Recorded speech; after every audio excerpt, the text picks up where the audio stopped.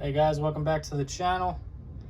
I was just getting ready to put this T5 together, and I wanted to take the opportunity to go over the tools that I use to rebuild T5s. I have a lot of people ask me for this video, so let's get into it. Now, many of these tools are just specifically for the T5, but they will work with other manual transmissions. Now, first off, many domestic manual transmissions, you don't need much special tools. Many universal tools you can make work. But once you start getting into European, Japanese transmissions, I personally don't do many. I've seen my friends take a few of them apart. I've seen videos of them being taken apart, and there's a lot of special tools that you need. Specific tools that are made to take those transmissions apart. When doing this type of work, oftentimes, if you're trying to get into rebuilding transmissions or differentials or any specialty work, the first time that you do a job is going to be free. What I mean is, if you're taking a specific transmission apart for the first time and you don't have any tools, and it requires, 3 or 4 special tools, those tools are going to be very expensive. It's probably going to cost you definitely 1, 2, or 3 jobs worth of tools. So, if the job pays $1,000 and you need to spend $2,000 in tools, that's going to take you 3 transmission rebuilds until you actually start to make a profit. So keep that in mind with some of those specialty transmissions that require exclusive tools. That's why it's kind of a turnoff for me, because I try to just keep it simple, basic, just mainly Tremec 5 and 6 speed transmissions. I'm a Mustang enthusiast myself, so I enjoy rebuilding them. I'm not really interested in the foreign stuff. Even though it is cool, I just don't see how I can make that a business out of it as of now. But maybe in the future, I will get into that stuff. Now, most of this stuff, guys, is store-bought tools like O'Reilly Auto Parts. These are mainly universal stuff. Most of this stuff is Harbor Freight. But in some cases, I do like to buy some Matco or Snap-on hand tools. You can get away with Harbor Freight sockets all day long. I have Snap-on sockets and stuff in my toolbox, but it almost hurts me to use them because they're nice and they're expensive. So I rarely use them unless I'm putting something together that's like super clean, because I try to keep those clean. And when I'm usually taking stuff apart, I'll use dirty tools and reassemble with clean tools. So I have Harbor Freight. These are Harbor Freight sockets. As you can see, I've modified this. It's not as tall anymore. I chopped it off because on the T5 tail shaft, a couple of the bottom bolts on certain ears are tough to get to, and you have to modify some of these sockets for them to fit on the bolts. So get yourself, this is a Matco swivel set metric. Very nice. I think Harbor Freight has this as well, but I beat the crap out of this thing and it's still going strong. So I recommend that, a Matco swivel set. So as far as a T5, you're going to need a 10 millimeter, a 15 millimeter. These are both 15 millimeters. And then you'll need like a tall socket. When you're removing the roll pins, specifically on the T5, for the 5th reverse slider, you're going to need something to support it on. So that's what this is for. Because if you're trying to hammer that roll pin on the fork, you're just going to be bending the fork and causing damage to it. So this kind of just supports it as you're hammering down the roll pin. This is just like a 1-inch deep socket, power torque from O'Reilly's. Since we were talking about roll pins, one thing to note, this one is actually broken. I have a Snap-on punch set, but this one has been broken.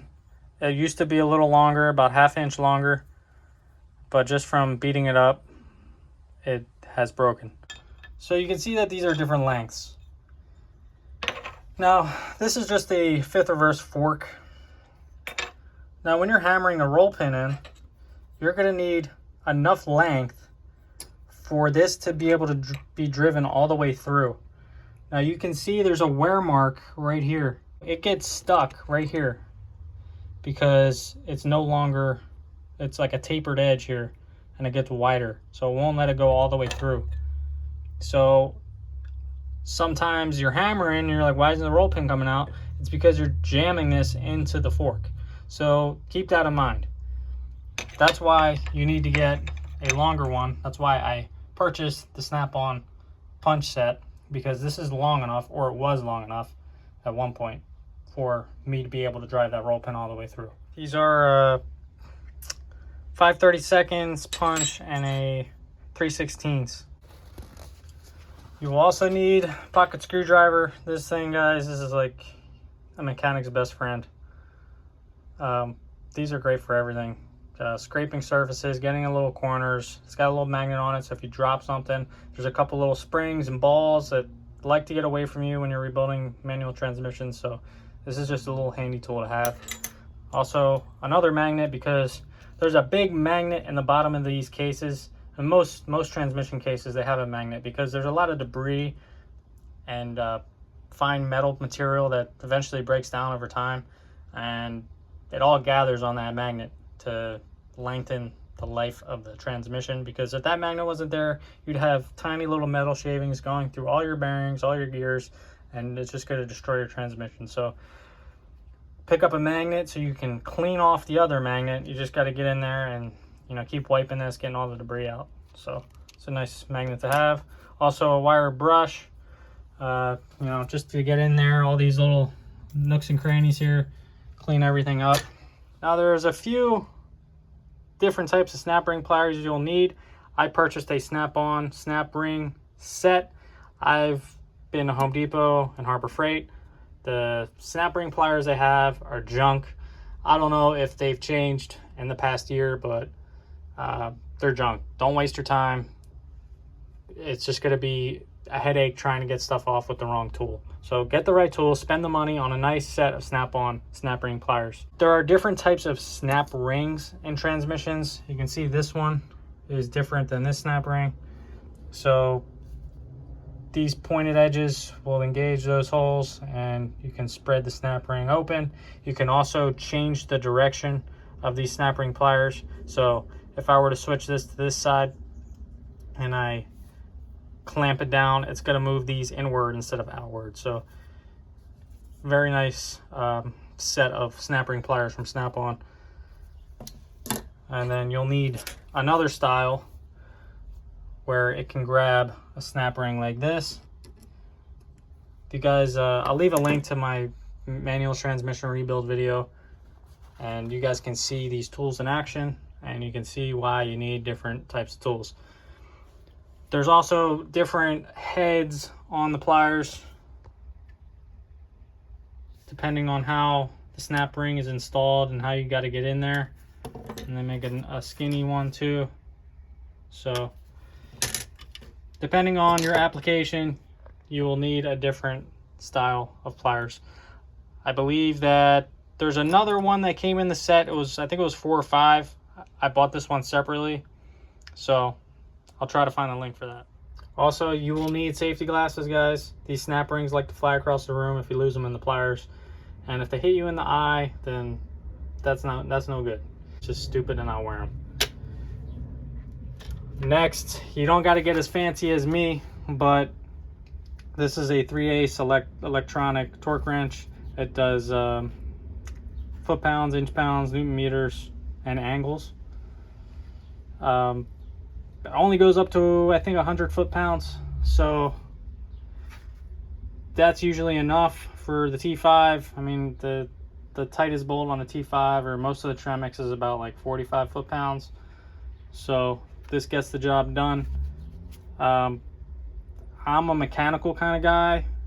I was convinced to buy this, and it's not bad. It's a different feeling. but the screen started to go out on me, and this thing's kind of on its way out. I mean, I don't think I've ever dropped this, but you know, some of this stuff is made in China and it's just cheap. But so far, it's getting the job done, and I can't really complain much, except the fact that the screen goes blank every now and then. But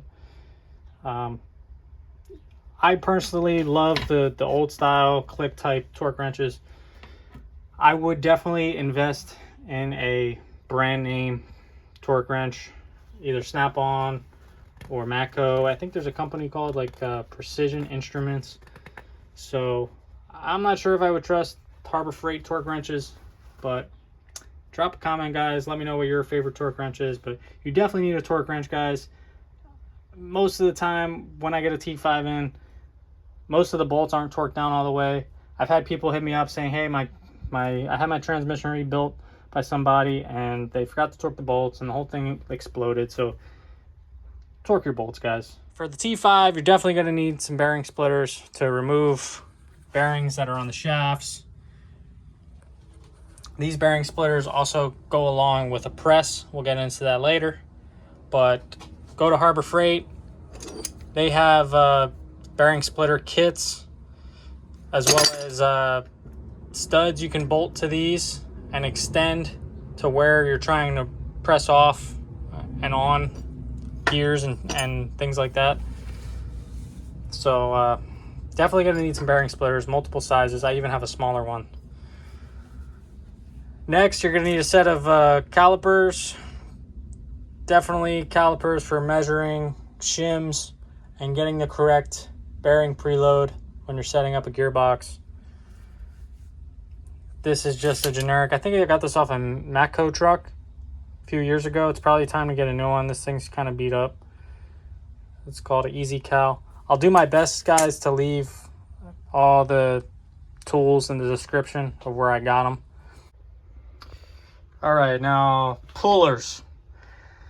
This is a tough one because depending on the setup of the main shaft or whatever you're pulling off, these can sometimes get in your way. This can contact parts of the main shaft and not allow you to grab the gear or slider that you're trying to pull off. So what I went and did is I modified these. I cut off that rounded top so I was able to clear. I don't think they make a specific puller for the T5. If they do, I'm sure it's like very expensive. These are about like 15 to 30 bucks at auto parts store. I think I got this one on Summit Racing. But you will definitely need a variety of pullers if you're trying to do this kind of work. You're going to have to buy a few different ones, see which one works the best for you. You might have to modify it to work, so just be prepared to buy a few of these. This one is actually pretty nice. This one works the best for me. I don't think it has a part number on it. If I can try to find it, I'll leave the link below. This is an OTC. Here we go, 464. OTCs aren't bad. Some tools suck, some are pretty good. I've had good experience with OTC, but I like this one a lot. Again, I modified it to work, grind it off the top a little bit. So that one works great. Now next, you're going to need something to clean the mating surfaces on the transmission. You can either use a Scotch-Brite pad, a razor blade, but what I find works best is a wire wheel. Now I know some of you are going to be like, oh, the wire wheel is going to destroy the mating surfaces and you're going to have leaks, but I've never had an issue. I think what happens is people will get a wire wheel and they'll get one that's like a very rougher grit, and they'll just sit there and just grind the shit out of the mating surfaces, and that will warp it 100%. So if you get a nice fine grit wire wheel, something not so rough, and you just touch the top edge on it, that silicone or that sealant will come right off. You don't need to be grinding into it and putting all this pressure on the mating surfaces to get the silicone off. So I find this works great. Just, you know, touch the edge with it It's fine. It's not gonna just destroy the aluminum. So you just kind of got to use your head and know what you got, and feel it out for yourself. This works for me, might not work for you, but they also make plastic. They're like green with spikes on them, but it's all plastic, so you can't harm the aluminum. But they're very expensive. I think they're like 30, 40, 50 bucks for one of them. And it's plastic, so it kind of breaks in the chuck area and can get really expensive using those. So you got to find what works best for you. This works best for me. Like I said, don't use like some really coarse grit wire wheel. Use something nice and soft and easy, and it'll just take off the silicone. You're not trying to take off any material at all. You're just trying to take off the sealant. Now you're going to need some thread locker. I use this red Loctite on my counterplate bolts and my input shaft bolts. You're also going to need some thread sealant. You can use silicone in some applications for the bolts. Some of the bolts pierce all the way through the case. Some of them don't go into the case, and they have the bottom to them. So you don't need to use the sealant all the time. You just need to see where the bolts go. If they pierce through the case, you'll need to use some sealant. This is some high temp thread sealant.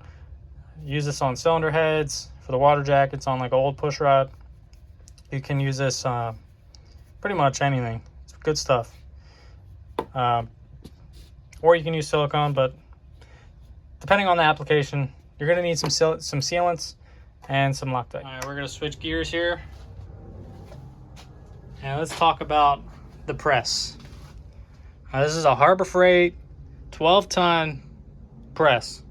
This thing works very nice. I do regret not getting a 20-ton press. Only difference is it's nothing to do with the strength of the jack, but these are wider. Sometimes when you're trying to press off a gear, you have to get most of the main shaft through here in order to get the bearing splitter on the gear that you want. And sometimes the gears are so wide that they'll contact this and it won't let you slide the main shaft through. So you got to get creative. I usually get some cinder blocks and I'll space this out. So if I put these cinder blocks on top of here, I can get the main shaft through. These work pretty well. I actually have never cracked or broken on me.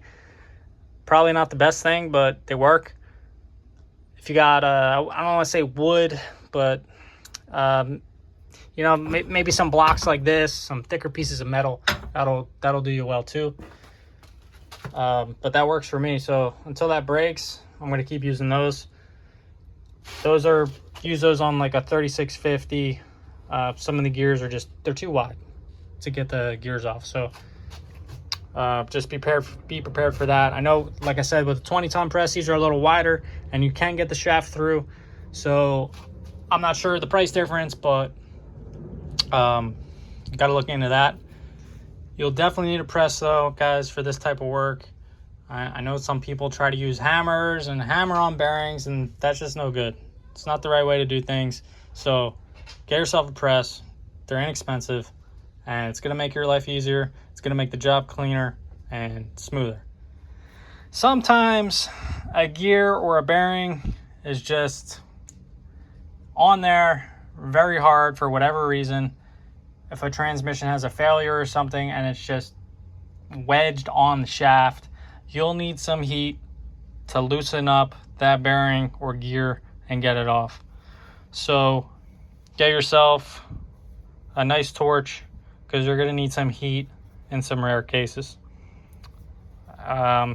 It's rare for me, but every now and then I'll get like a fifth gear that just is stuck on there, and just a little bit of heat, about 30 seconds to a minute, and it'll expand it enough to get it off the shaft. Now, depending on what kind of transmission you're rebuilding, you're going to need different size tools, or bearing races, or throwout bearings, another race, maybe a gear, maybe a piece of tubing to press on and off bearings and gears on the press.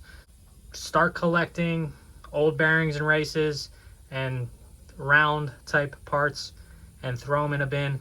Having a bin full of parts like this is priceless, because there's nothing worse than not having the right size bearing or the right size spacer when you're loading something in the press and you have to go search around for something and make something work. So just having that is not good enough.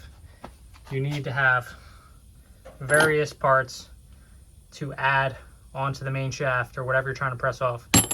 Space everything out and get it how you want it in order to press it off. Well, that pretty much covers it, guys. If I forgot anything, just drop a comment, let me know. I'll try to answer you. I'm gonna go ahead and get this T5 put back together. If you guys need any T5 parts, I'll leave the link to my website. I carry all upgrades and rebuild kits, everything for the T5 that you'll need. You know, over the years, I've gone through, you know, the good parts and the bad parts, what parts work the best. So I did all the work for you guys. These parts are reliable and I trust these parts. I put them in all my rebuilds and I have great success with these parts. There's some parts out there that are just cheap junk, so don't take the chance. Like I said, if I forgot anything, just leave a comment. Subscribe if you like this content. I'll be making more videos. Thanks for watching, guys. We'll see you on the next one.